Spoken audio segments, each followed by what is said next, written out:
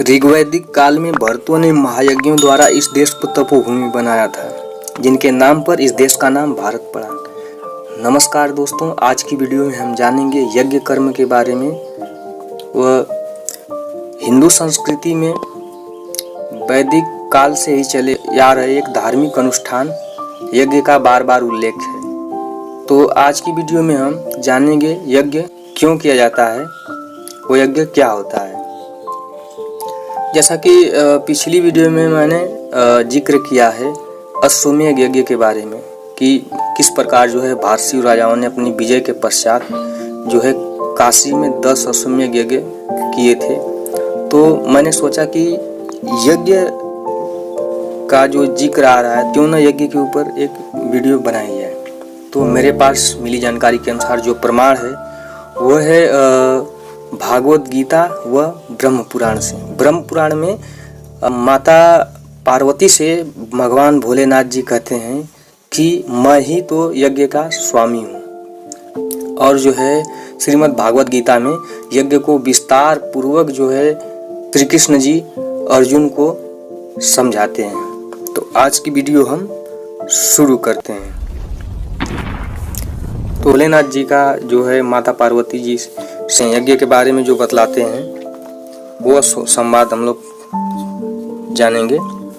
तो यह जो है ब्रह्म पुराण में जो है दक्ष यज्ञ का विध्वंस के बारे में जो जानकारी लिखी गई है, इसमें जो है प्रजापति दक्ष ने जो यज्ञ किया था उसके बारे में है कि प्रजापति दक्ष ने शास्त्रोक्त विधि के अनुसार यज्ञ करने की तैयारी की तथा इस यज्ञ में इंद्र आदि संपूर्ण देवताओं के साथ साथ आदित्य, वसु, साध्य तथा मरुद्र गण ये सब भाग लेने के लिए भगवान विष्णु के साथ पधारे थे। देवताओं के वहां जाते देख पार्वती जी महादेव जी से पूछती हैं, ये इंद्र आदि देवता कहाँ जा रहे हैं। देवी जी ने महादेव जी बोले, महाभागे प्रजापति दक्ष जो है अश्वमेध यज्ञ करते हैं, उसी में सब देवता जा रहे हैं। देवी जी ने पूछा, आप इस यज्ञ में क्यों नहीं जाते हैं? ऐसी कौन सी रुकावट है जिससे आप वहां नहीं जाते हैं? महादेव जी बोलते हैं, देवी क्या तुम मुझे नहीं जानती हो? आज तुम्हें जो मोह हुआ है उससे इंद्र आदि देवता और संपूर्ण त्रिलोक नष्ट हो सकता है।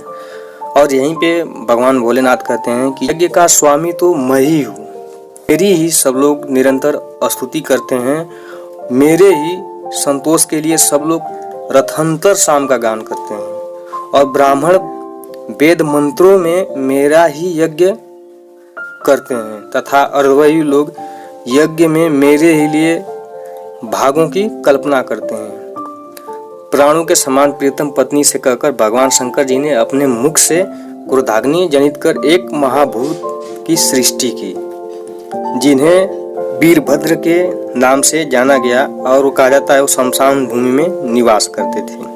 दक्ष के यज्ञ को विध्वंस करने के लिए अपने साथ उन्होंने कर्म का साक्षी बनाने के लिए अत्यंत भयंकर भद्रकाली को भी साथ ले लिया था।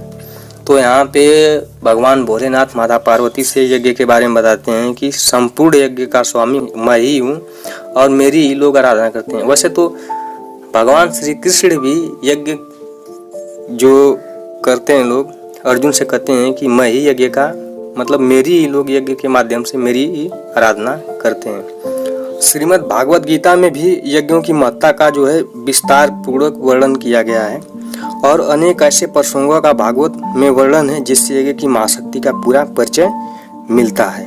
तो अब जानते हैं भागवत गीता के अनुसार जो है श्री कृष्ण जी अर्जुन से किस प्रकार जो है यज्ञ के बारे में बतलाते हैं, समझाते हैं, वो जानकारी मैं आप लोगों को बताने वाला हूँ। भागवत गीता में जो है श्री कृष्ण अर्जुन को कहते हैं कि जब प्राणी कर्म करने पर विवश है तो उसे चाहिए कि कर्म इस प्रकार करे जैसे कोई यज्ञ किया जाता है। जब अर्जुन पूछते हैं यज्ञ क्या होता है माधव, तब भगवान श्री कृष्ण कहते हैं यज्ञ लोक कल्याण के लिए किया जाता है और भगवान की आराधना के लिए भी यज्ञ किया जाता है। इसलिए जब कर्म करना ही है तो अपने कर्म लोक कल्याण के लिए कर, और इससे तेरे कर्म एक यज्ञ के समान पवित्र कल्याणजनक हो जाएंगे। इसलिए कर्म को यज्ञ समझकर करता जा और यज्ञ से सारे कर्म पवित्र होंगे ही और कर्म बंधन से तू मुक्त रहेगा। दोस्तों, भगवान श्री कृष्ण कहते हैं कि शास्त्रों में कई प्रकार के यज्ञों का वर्णन किया गया है, जिनके द्वारा प्राणी देवताओं की आराधना करके उनको प्रसन्न करते हैं। हे अर्जुन, समस्त देवता मेरा ही स्वरूप है, इसलिए इन यज्ञों के द्वारा प्राणी मेरी ही आराधना करते हैं। मतलब इसमें भी भगवान जी यज्ञ के बारे में कहते हैं कि जो लोग यज्ञ करते हैं वो मेरे ही स्वरूप का यज्ञ करते हैं, इसलिए यज्ञों के द्वारा प्राणी मेरी ही आराधना करते हैं। भगवान श्री कृष्ण यज्ञ के प्रकार के बारे में श्री कृष्ण को समझाते हुए कहते हैं, अपनी किसी श्रेष्ठ वस्तु को, अपने धन दौलत को, अपनी किसी विशिष्ट भावना को, बल्कि अपनी किसी तीव्र कामना को भी मुझ परमात्मा के चरणों में कुर्बानी कर देना ही यज्ञ है, यज्ञ की मूल भावना है। इसलिए शास्त्र कहते हैं कि यज्ञ में आहुति देने के पश्चात जो अन्न बच जाता है, खाने वाला मनुष्य सब पापों से मुक्त हो जाता है। और जो लोग अपना ही पेट भरने की भावना से अन्न पकाते हैं, वो पाप का ही भोजन पकाते हैं। श्री कृष्ण जी अर्जुन को यज्ञों के बारे में बताते हैं।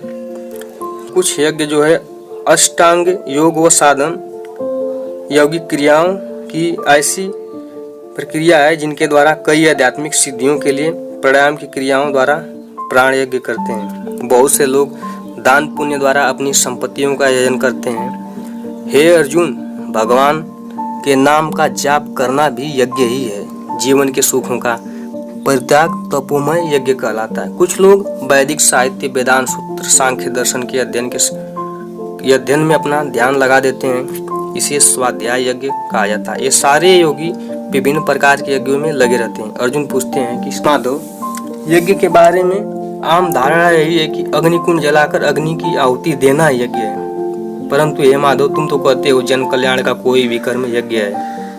अपनी किसी प्रिय वस्तु का बलिदान अथवा त्याग ही यज्ञ है।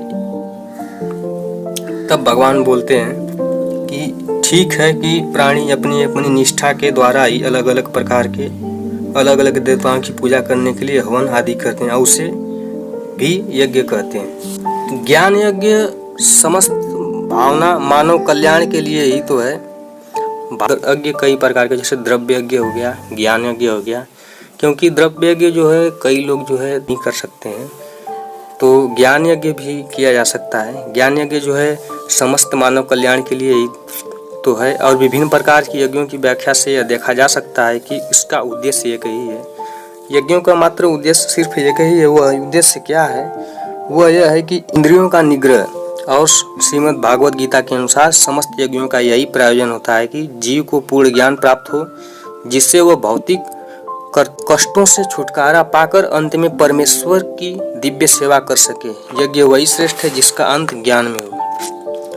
तो यज्ञों के बारे में भगवान श्री कृष्ण जो है अर्जुन को यज्ञ के प्रकार और यज्ञों के कर्मों से जोड़कर भी बताते हैं। और जो है भगवान भोलेनाथ ब्रह्म पुराण में दी जानकारी के अनुसार यज्ञ का अपना स्वामी बताते हैं। कृष्ण भी कहते हैं जो मन वाचा कर्म से ध्यान लगाता है या पूजा पाठ करता है, वो भी यज्ञ जो है आराधना करता है, वो मेरी आराधना करता है। तो इसका जो है भागवत गीता के अनुसार जो है एक ही इसका जो है यज्ञ का जो है प्रयोजन है कि भौतिक कष्टों से छुटकारा, शरीर को परम मोक्ष की प्राप्ति, और यह एक ज्ञान से संबंधित है। सबसे बड़ा इसमें जो यज्ञों में जो ज्ञान यज्ञ की महत्ता है। तो ज्ञान यज्ञ जो है सबसे बड़ा यज्ञ भी मान सकते हैं, क्योंकि ये समाज कल्याण, मानव जाति की कल्याण के लिए ही है।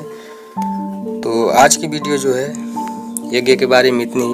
अगली वीडियो में हम लोग जानेंगे अश्वमेध यज्ञ के बारे में। तो और आगे भी जो है पारसी वंश के इतिहास से संबंधित जितनी सारी डिटेल मिलती जाएगी बताएंगे। तो आज की वीडियो अच्छी लगे तो लाइक, कमेंट और शेयर जरूर करें। धन्यवाद।